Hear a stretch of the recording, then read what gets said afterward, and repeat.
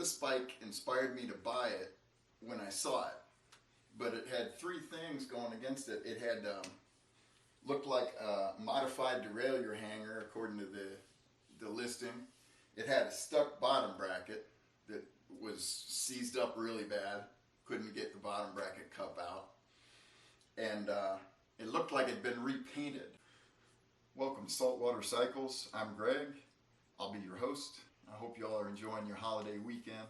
I wanted to talk a little more about intuitive builds and inspired builds, because I had to think about this one for a while. It had so many things wrong. The frame was an old frame. It had a stuck bottom bracket, perhaps a modified derailleur hanger, and I had to get out and think about it. And I was out riding my Lejeune, and it just hit me, man. That's a gorgeous bike. This is it's a Bernard Carré Lejeune competition.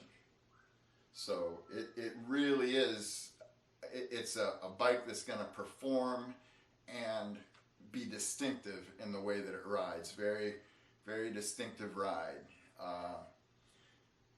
It really is. It's a bike that's going to perform and be distinctive in the way that it rides. Very, very distinctive ride. Some say they almost steer themselves, which is one way to describe the ride. The geometry is such that they really ride nicely, and it's hard to explain. It's really hard to, if you haven't ridden something like this. But apparently he's the builder, which is why I thought about this for a long time, because intuitively I love this bike. It's a really early one. If you look at the rake on the fork, it's a really, really early Team Lejeune. Probably a 71 would be my best guess. It might be a 72 or a 71, right in there. It's a 120 dropout. So this would have been a pretty modern frame for the day. 531. It's got the Wagner crown. It's got the cork inside the fork crown that's typical on these old French forks. Simplex dropouts. You've got your fish mouth ends, and both on the inside and out. And you've got your fish mouth ends both on the outside, on both of the stays, the seat stay and the chain stay. You've got a hand rolled brake bridge, just like Bernard Carré would have done on all his builds. It does not have the diamond reinforcement for the brazing to the seat stays, but it is a Bernard Carr hand rolled. And an interesting little thing, he put a reinforcement inside, so it's not like some of them that are hand rolled and just have a hole through it. He actually has like a reinforcement inside where you clamp down on it, so it doesn't collapse. And it came out nicely, I think. Which was used with Team Lejeune Sauvage. They had the red and the blue combination on the, mostly red, but blue in here and blue in here. The Sauvage blue is what I call it. There's actually another name for it. That they have a name for that color, but from the Team Lejeune Sauvage, it was that blue all over, and it looked like it'd been touched up, but that was just basically, it was just kind of a rough paint job. So I think that it was probably a junior cyclist, cut corners, bought an unpainted frame, painted it himself, only had decals on the fork, and the paint looked like it had been touched up. But as it turned out, I took this down to bare metal. As it turned out, the paint was original.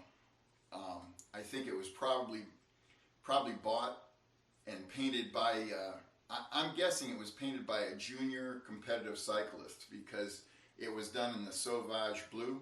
I'm guessing that was the color used on the junior team for the Sauvage Lejeune cycle team. So he didn't even buy all the stickers. He bought the competition sticker here that goes on the Lejeune competitions, and he bought the stickers for the fork, and that was it. There was no place that sticker had been removed, and it was the original paint, and it came off super easy. And then I sprayed it with some airplane paint remover, and it came off really, really nice. So I was happy because they've taken a lot of the chemicals out of the paint remover nowadays, but this was such old paint, it came off very easily. So I was happy with that. But I just wanted to give you a close-up of this as we get started, and I think it came out pretty well, the paint job. The lighting's probably not good to see the color. They called it Cirrus Gray. I read it as Citrus Gray, but it's really a lovely gray, maybe something you might see in like a Giacometti painting. Anyway, lovely day out there.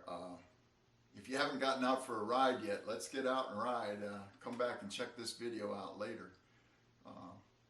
It was really a nice day, and I hope y'all are enjoying your holiday weekend. Get some rides in.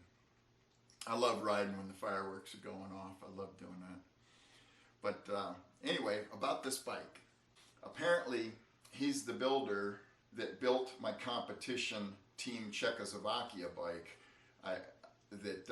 When I was a kid, my dad bought me a bike. We were overseas. He bought me a bike in Poland that was painted a light gray. And Bernard Carr built all those frames for Team Favorite in Czechoslovakia. So my bike was no exception. It had the sew-up tires, the Campagnolo knockoff ZZR hubs. It had it was just an amazing bike. It had the knurled braking surface on the rims and the Czechoslovakian sew-ups that never got a flat. I rode that bike for 2.5 years, 3 years. I took it to college, never had a flat ever on these sew-ups. So it was truly an amazing bike. I had no idea that I had a Bernard Carré bike, but I did. The 62S Prugnut, so and the willow leaf seat stay caps, but mostly those are some of the signatures of his builds, but mostly they're just amazing. That's all. It's just amazing. And anybody that's wondering whether it's worth the trouble going through building a French bike, if it's something like a Bernard Carr, I guarantee you it's worth the trouble. Yes, you have to source the parts. The parts are different. You'll have a different size for the headset, different threading for the bottom bracket. And then it had the seized bottom bracket cup, which was just horrendous. That was just, it took me so many times. The first time I tried getting that out, I used a technique that I saw on YouTube. Even collapsed a pipe trying it the first time. This pipe collapsed on the threads. I don't know if you can see that. So the second day I had a new one. I made a new one, used the extra hardened steel for the bolts, and I warmed the bottom bracket up a little bit on my charcoal grill. I just kind of held it there. I didn't leave it alone, because what I didn't want to do is take a torch to it and re-soften any of the brazes. I didn't want it that hot. So I just warmed it up a little bit on the grill, tried it using a big old ratchet wrench and a 3/4, and using the frame to apply pressure, and warmed it up again on the grill. Finally got it to go crick. That was the first time I'd heard that. So I'd been working on it probably for an hour the first day, and then 45 minutes or an hour the second day, and then I finally got a crick. And I used PB Blaster on it for let that soak for 3 days. And yeah, this was really hard to get out, but it was worth it. I just wanted to give you a preview. I'm going to be building this up. I just wanted to give you a preview, and it had a lot going against it, but intuitively, I knew it. I was out riding my Bernard. I was out riding my Lejeune, and I'm like, "Are you crazy? Buy that thing."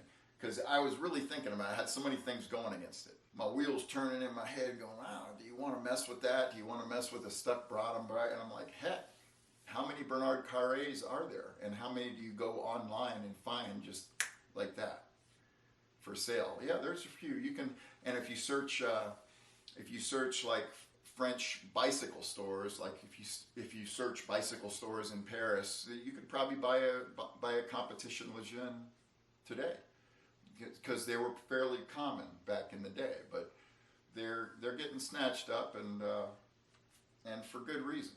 They're wonderful ride. So that's just a little preview of what I'm working on, and I thought it was a good example for Intuitive, because this is one where the Intuitive overpowers all the things it had going against it.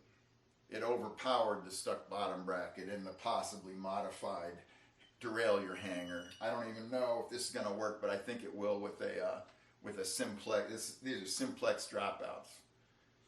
So this isn't his top of the line build, but it is a competition build. It's just he didn't use the campy on this one.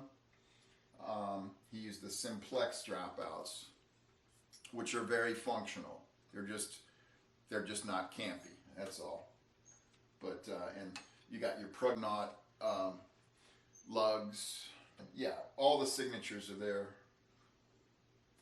So I'm looking forward to riding it, but it'll be a little bit of a journey. I'm gonna put sew ups on there.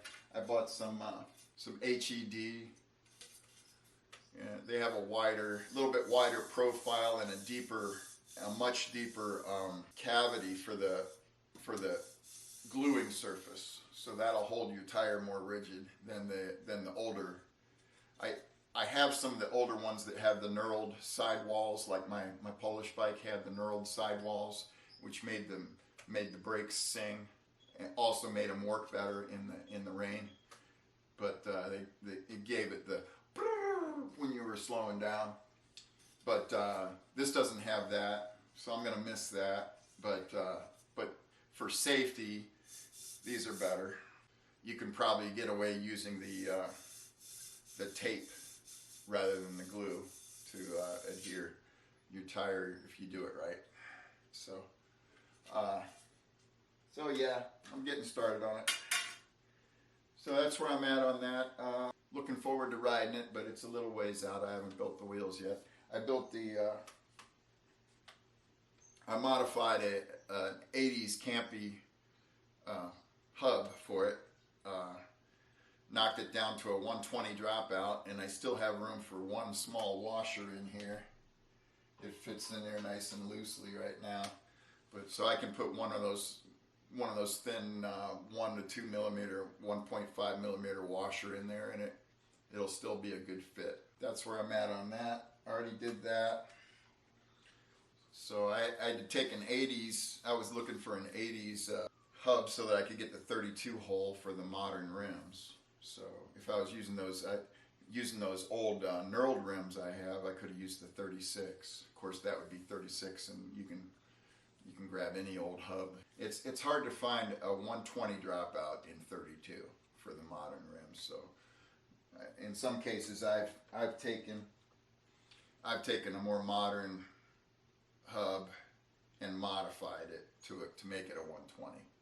So I took an axle out of a campy 120 and used the same cups and cones that came with this hub. So it's got the more modern cups and cones. Got that done, little by little. All right. Well, thanks for checking in. Let's build that bike. Let's have fun with it. I want to get out and ride this one. It's going to be a while though. I still have to build the wheels. All right. Well, thanks for checking in. Enjoy your weekend.